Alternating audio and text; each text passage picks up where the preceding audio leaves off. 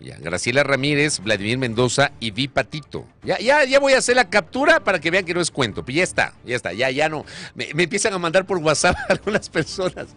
Y no, la idea no era por WhatsApp, sino por Facebook, ¿no? El chat ¿Ah? de Facebook. ¿Cómo? No se ha podido, pues, por el chat de No, pero de otros se Facebook. pusieron pilas, pues Eso acá sí. tenemos gente más pilas. Le enviamos un abrazo. Bueno, más luego les enseño. Pero ya les voy a explicar por qué necesitamos los datos para poderles ubicar con las entradas. Bueno, ya mismo les explico. Gustavo Itz, bienvenido, buen día, ¿cómo le va? Buenos días, Fabricio. Buenos días, Belkis. Muchísimas gracias por la invitación. Un saludo para toda su audiencia. Hola, querido Gustavo, gracias por acompañarnos. A ver, pregunta directa y a la vena.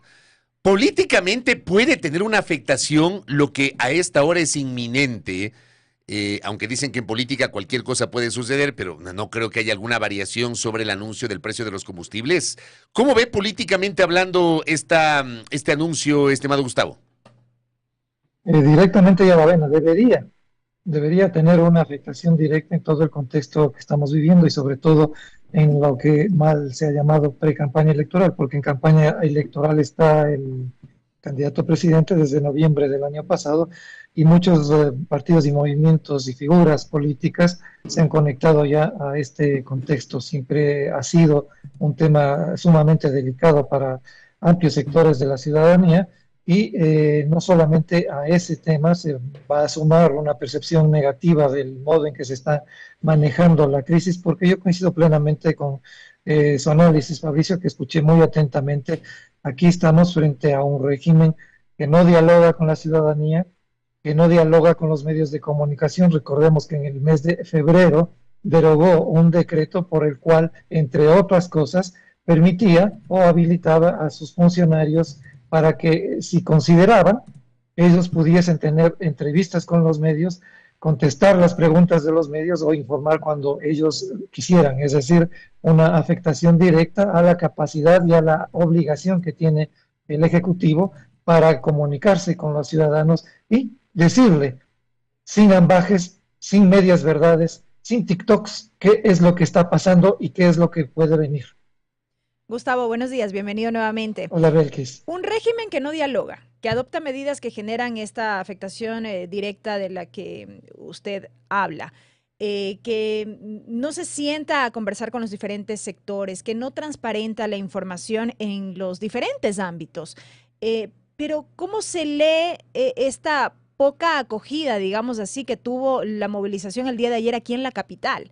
Porque claro, hay analistas que sostienen que pese a todas estas medidas gubernamentales, es como que la población no termina de reaccionar frente a ello. Bueno, es que tenemos que ver cuál porcentaje o cuál es el perfil de las personas que pliegan a las movilizaciones que suelen realizarse ya de manera histórica y cansina, como estrategias de algunas organizaciones políticas. Tenemos que entender que también esas mismas organizaciones políticas o muchísimos de los dirigentes que suelen redireccionar la opinión pública o tratar de redireccionar la opinión pública en función precisamente de atender cuáles son los temas más importantes y que en el caso concreto de esto, lo que estamos atravesando aquí en el país en materia de inseguridad, en materia de economía, de afectación al medio ambiente, etcétera, se está produciendo. El país político entró en crisis desde hace varios años. La búsqueda de los ecuatorianos por encontrar nuevas figuras, nuevas propuestas, se puede ver en retrospectiva desde incluso en la elección de Bucarán contra Nebot, donde hubo voto vergonzante y donde, ¿por qué razón se produjo ese voto vergonzante? Porque la gente necesitaba una opción que sea distinta al establishment que había venido manejando el país desde décadas atrás. Luego la elección de Lucio Gutiérrez, la misma elección de Rafael Correa en medio de una crisis política sistémica, porque los a la ciudadanía. Igualmente, miremos lo que ha pasado con la elección del actual presidente Noboa. Esa búsqueda de nuevas figuras, esa búsqueda de nuevas propuestas, de nuevas alternativas, de nuevas estrategias para conectar con el ciudadano y con el elector, también le pasa factura a movimientos sociales y a partidos, organizaciones que tampoco conectan con la mayoría de la población. La población en este momento no tiene un canal orgánico al cual anclarse para manifestar cuál es su inconformidad con la situación que se está viviendo y con los magros resultados de una estrategia de seguridad que ya se han señalado cuáles fueron más allá de la publicidad y de la crisis económica que ya en este momento bordea los 90.000 millones de dólares. Ahora, yo partí esta entrevista con esta consulta y quiero insistir en eso, Gustavo. Tenemos a la vuelta de la esquina el proceso preelectoral. Y Daniel Noboa va a buscar la reelección. Por antecedentes ocurridos en el pasado, donde efectivamente los presidentes han tratado de no tomar determinadas decisiones porque pueden afectar su calificación de gestión, incluso sus intenciones electorales.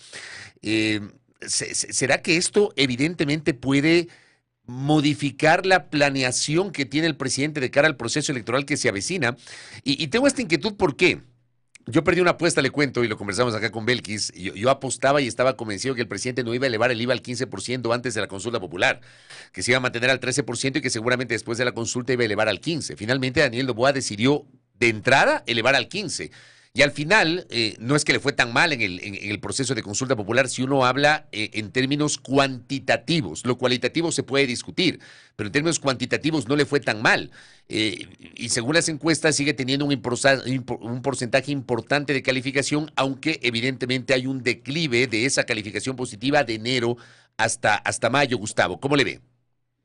Así es, eso, como usted bien señala, a partir de la segunda semana de enero y hasta yo puedo haber revisado y puedo manifestar con absoluta claridad que hasta la tercera semana de mayo esa curva de caída en la popularidad y en la aceptación del presidente era constante y había llegado ya al 50-51% de aceptación, que sigue siendo un capital político fuerte, pero las encuestas que se habían realizado hasta ese entonces por parte de empresas nacionales o de IMACEN, que es una empresa iberoamericana, no lo habían hecho antes de lo que ocurrió con el tema de Olón y no lo habían hecho antes de que nuevamente se produzca una arremetida de las GDOs, es decir, los grupos de delincuencia organizada en al menos 4 provincias del país.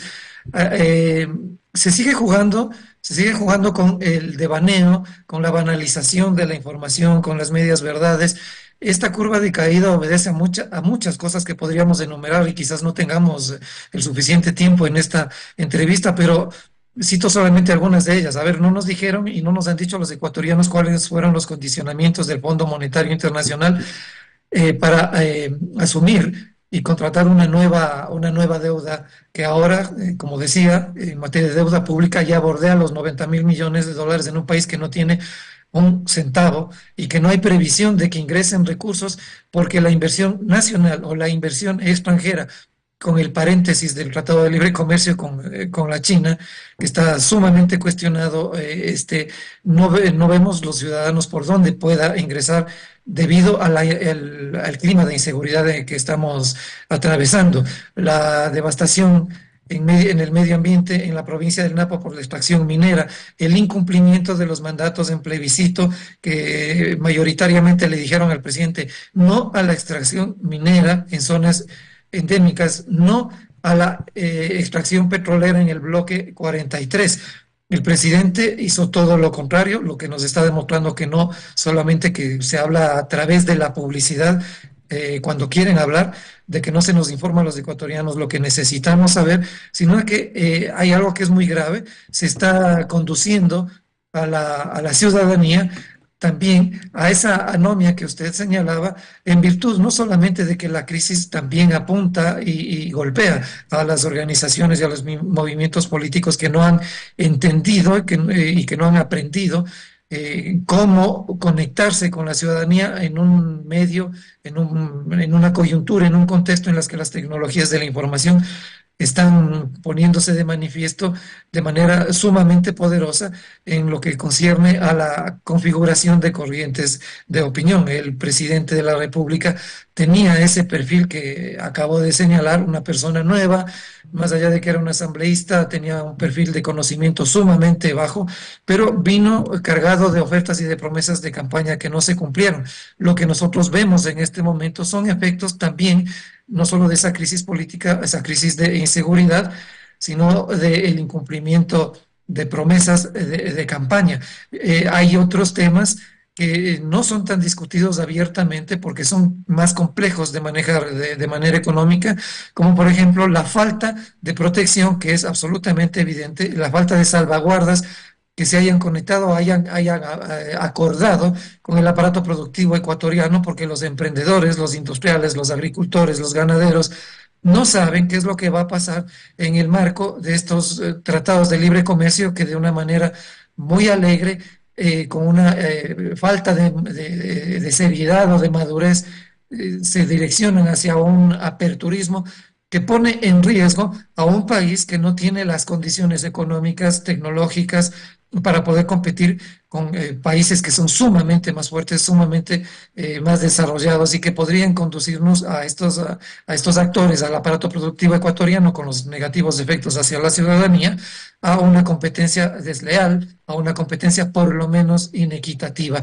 Es decir, aquí hay mucho de publicitario, pero muy poco de decirle a la gente, esto es lo que está pasando, y si resulta reelecto el actual mandatario, pese a esa curva de caída y pese a las decisiones que se están tomando y que pueden evidentemente afectar en el curso de los meses que faltan los resultados de la campaña electoral, ¿qué podría ocurrir y a qué podríamos enfrentarnos si llega a ser reelecto? Y lo mismo, Fabricio y Belkis, lo mismo deberían decir los otros aspirantes a la presidencia de la República, porque este no es un tema solamente del gobierno, este es un tema de país y es un tema de las fuerzas políticas que de manera conocida están ya por el momento tratando de posicionar ciertas figuras para correr en elecciones para el 2025. Vamos a ver si se producen alianzas, si pueden fortalecerse algunas de esas nuevas propuestas y que la gente, además que tiene una enorme responsabilidad,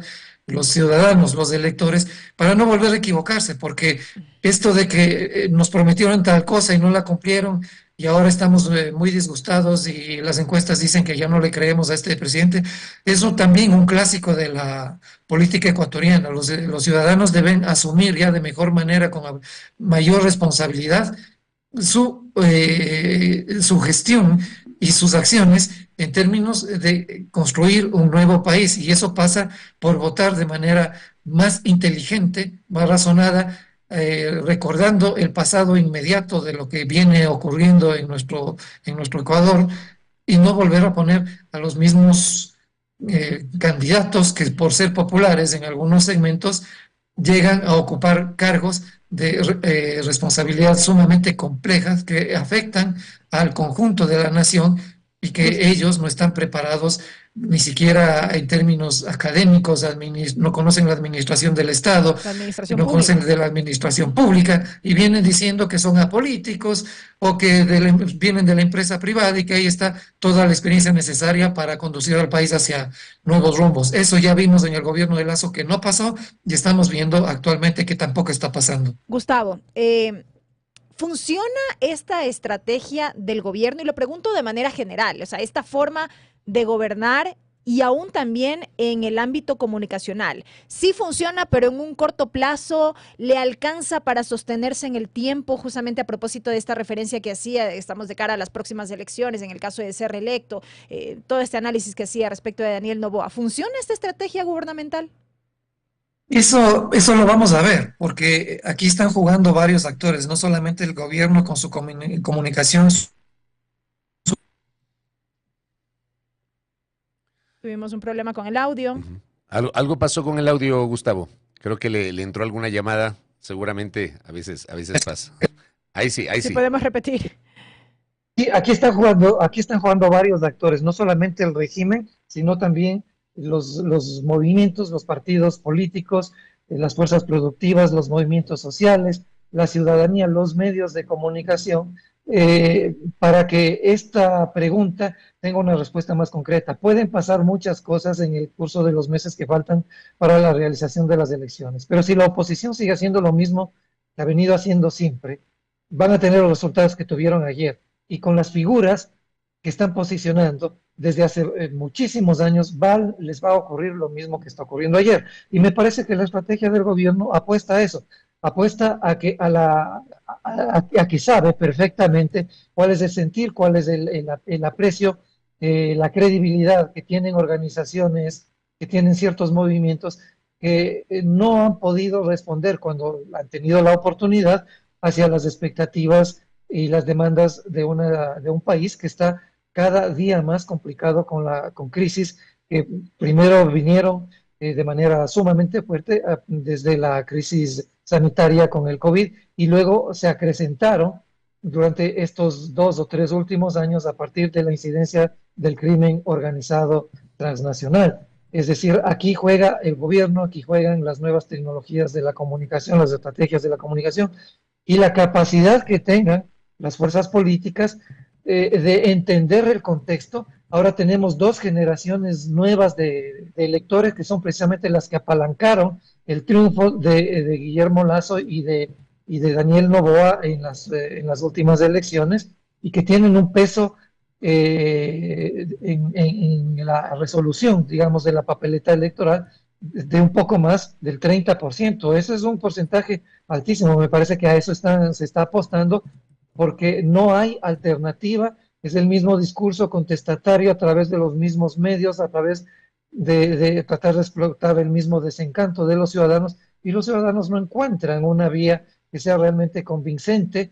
si es que viene de organizaciones y propuestas que no atinan a entender cuáles son las circunstancias y los contextos nuevos que se están produciendo en el país, que no atinan respuestas, que no atinan narrativas, que no atinan en el desarrollo de estrategias para conectar con nuevas expectativas y con nuevos perfiles de ciudadanos en eventos electorales. Vemos que la credibilidad y el desafecto a lo que está haciendo el actual mandatario se está produciendo paulatinamente, pero no sabemos si eso alcanzará para que por lo menos haya una segunda vuelta con candidatos o con un candidato o candidata que pueda ofrecer un mejor futuro en el futuro próximo para los ecuatorianos. De eso dependerá mucho también de que eso ocurra y que los ecuatorianos encuentren una vía alternativa que han venido buscando, no en estas últimas elecciones, no en las elecciones en las que ganó Guillermo Lasso, sino desde hace por lo menos 10 o 12 años fácilmente. Correcto, Gustavo. Veamos qué pasa y lo quiero comprometer a nuestro invitado para enlazarnos próximamente y seguir leyendo lo que está pasando. Yo creo que de aquí en adelante podría haber cambios dependiendo de lo que pase, sobre todo en materia económica. Gustavo Itz, un abrazo, ¿ah? Gracias. Igualmente para ustedes, muchísimas gracias por su tiempo y por la entrevista. A usted, Gustavo, qué amable. Gustavo Itz, que es un conocedor de estas materias, consultor político. Voy a la pausa, ya tengo conectada a María Paula Romo para conversar sobre la situación de Construye y hacer un contraste con la entrevista que tuvimos ayer con el juez del Tribunal Contencioso Electoral, Ángel Torres. Pausa y seguimos, volvemos.